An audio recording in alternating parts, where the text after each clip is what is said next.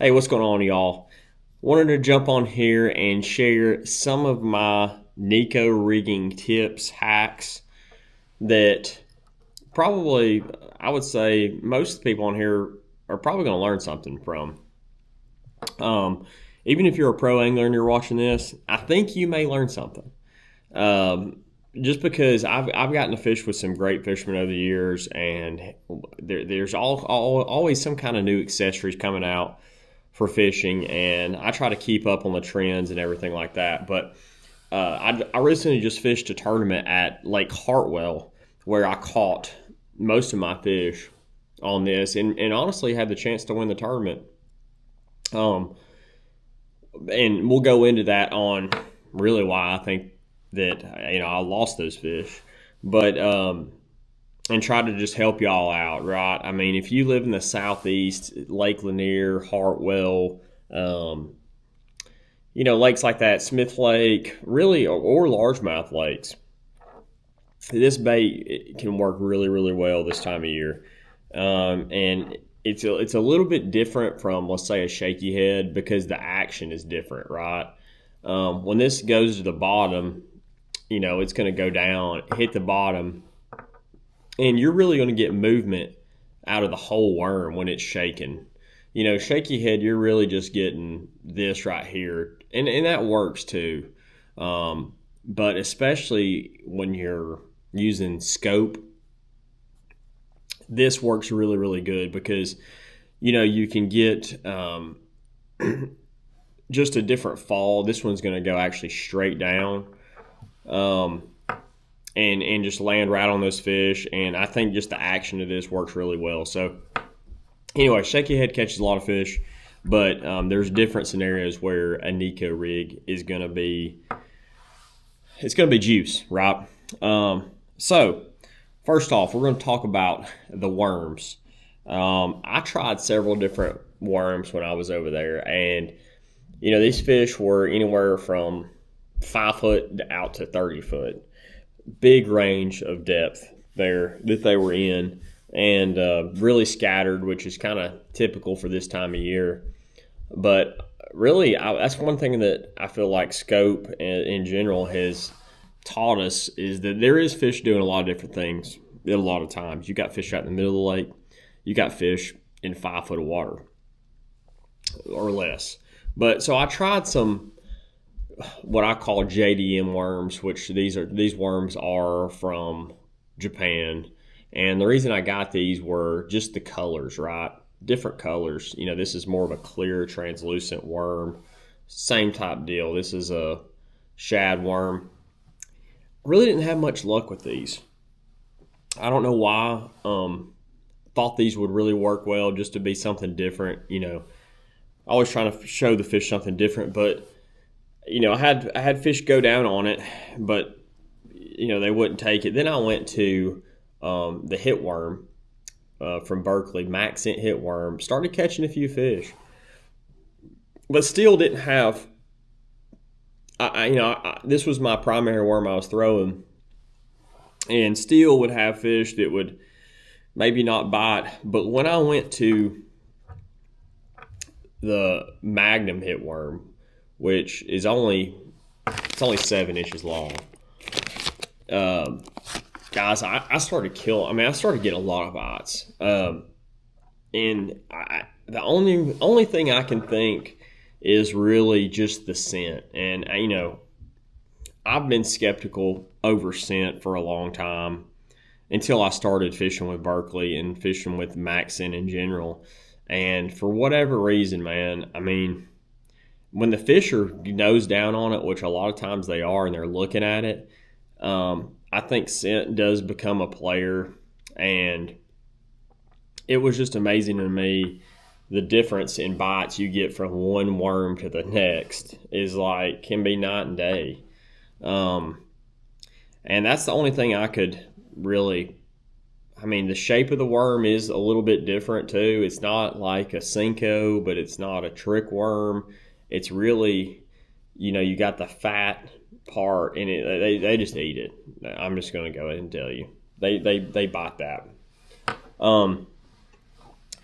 So we're going to talk about some rigging options for this and how I rig this up. I'm gonna have to get some bands out.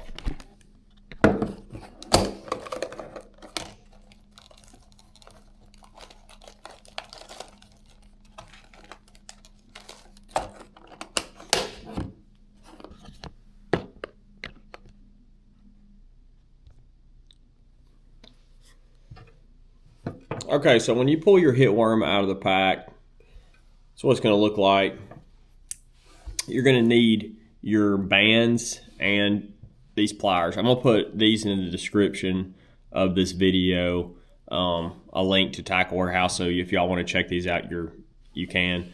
And all you do is you just press these pliers in. It's going to open the band up. This is a 6mm band, but for this size worm, I think a 5 would work just as good. Maybe a little small, but you want to pull it up to like where that egg sac is, right? And just slide it off. Okay, so you got your band on there. It's clear. I like that clear. These hold on pretty well. I'm sure there's different options out there. You got the O-rings, but I've had those slide before, and this seems to hold pretty well. Okay, so you got that on your next step, and if you can, before you go fishing, I like to glue these in. It just helps it stay in the bait better. But there are 2 types of nail weights on the market, and I'm gonna put both of these in the description. But you got a nail weight like this, which typically a lot of people throw. And this is the style that I actually used when I won the Bassmaster Classic. And it's really all that was on the market. But you're going to poke this all the way in the worm. Just jam it down in the worm and glue the end of it. Just to ensure it doesn't come out. Yeah, there's nothing worse than throwing these. But I'm not going to stick it all the way in. But you kind of get the gist of it. You're going to stick it all the way in where there's no tungsten showing, and I feel like that's better for skipping docks. I like the lighter weight ones, anywhere from 3/32 or lighter when I'm skipping around docks is a good option. Or you're fishing shallow around grass. It's going to be in there, so your worm's not going to really be dragging the bottom. And if you're on mossy bottom or anything like that, you fish ponds, stuff like that, this works really good because it's not going to, pick up a lot of that debris and muck like a shaky head would. So that is one option with a tungsten nail weight. You can get these really from anywhere, right? But these little guys right there are money. The next option is your exposed nail weight. Now this comes into play, and I really like this option when I am in deeper water or when I'm using live scope or active target like I have. And these are pretty easy and nice because they got that screw, and you can screw it in. I still use glue as well. I'll put a little dab of glue right before I get to the end of it, and that holds the tungsten on there way better. And the difference between this nail weight and this one is using this nail weight is going to make your bait kind of spiral, which is not. It works. That's what a shaky head does. It spirals down. But with this nail weight, it's really going to shoot. It's going to go straight down. It's not going to spin around or anything like that. When it hits the water, it's going to go straight down to the bottom. And I really didn't know this, and I had a friend kind of clue me in on it as well, like when to use, because I've always just used these style. This style of nail weight, but this is going to go straight to the bottom. So it just seems to get the tension, and it's not taking as long of a time. This is a 3/16 tungsten, so you see how small that is. If you had a 3/16 lead in here, it's going to probably not fit in the worm. So that's why I use tungsten. You are going to lose some, but it's just part of the game. But I like the profile and everything with that. Next rigging options, a 1/0 hook is a great hook to use. And all I'm going to do is I'm going to slide it through the plastic and then of the worm, and then back through that little sleeve, that clear sleeve, that band. And now it's going to be, it's going to hold on there pretty well. There's times when I'll, happen to lose one, a fish throws it off, and then I'll use one for 5 or 6 hours and never have a problem. But having the right size band, like I said, is critical. 6 millimeter or 5. If you could find some that are 5.5 millimeter, it's going to work really well too. But I feel like that's one thing a lot of people don't take into account is the nail weight, and something I didn't until recently. Different styles.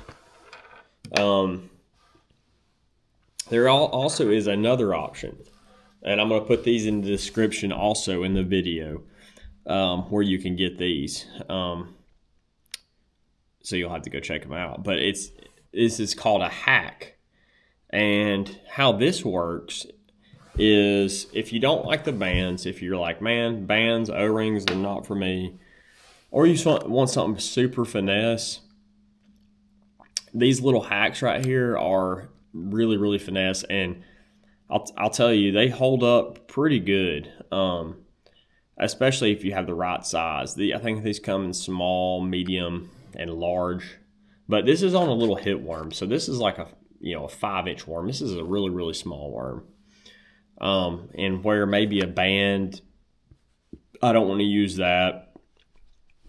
You can get one of these little hacks right here, and you're going to slide it, or just actually poke it through the worm.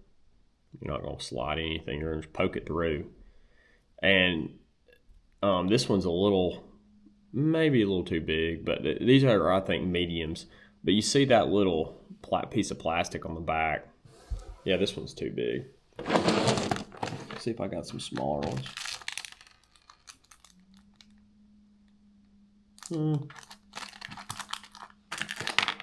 Oh, here we go. So they come in different sizes. This one's going to be a little bit smaller than this one. This one may be the medium size or small. This thing's tiny. But on this hit worm, I'm going to poke it through. Oh yeah. Poke it through, and I'm going to cut the little tip right off right there. And so basically it's invisible. You can't even tell it's on there. There's a little piece of plastic right there, and then it just pokes out the back. So you can take your hook and make sure it's going the right way. You're going to rig it upwards, but you're going to go through the plastic and through that little hack, is what I'm going to call it. But look, so you stuck your hook in there through the hack, and look, I'm pulling on it. And you keep pulling. Look at that. Sucker's stuck in there. If you get this locked in, man, it's going to stay in there. And your hook's not going to come off your worm. So that is a super finesse way to rig this as well. If you want to get some of these and try these out, I'll put these in the description under hack. And you stick your nail in there. This was going to be like kind of your more weedless version. And that's how it's going to look. But super, super finesse. Yeah, 2 different ways, 2 different nails. And, this hit worm is really my go-to worm. This is the one I'm going to be throwing probably from here on out. If I'm skipping, I may go to a general like Doc's, just because it's fatter. But in open water, or if I'm just casting around stuff, man, this one's going to be hard to beat. You got the Hitworm Magnum. These things stink. And you got the 5-inch version as well. So that's my little Neko class for the day. Like I said, I thought I'd get on here and share. The tournament I fished at Lake Hartwell, I did lose some fish in the tournament. And honestly, I think I could have potentially won the tournament. And I was using 8-pound line. Really wish I would have gone up to 10 or 12. I feel like these fish aren't really line shy as much as we think they are.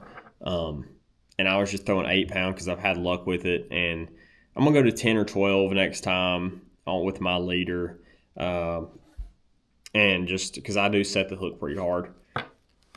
And just give it a try. But those are my little knick-knack tips for those that y'all stay tuned. And appreciate y'all watching. Just trying to help y'all catch a couple more fish this winter.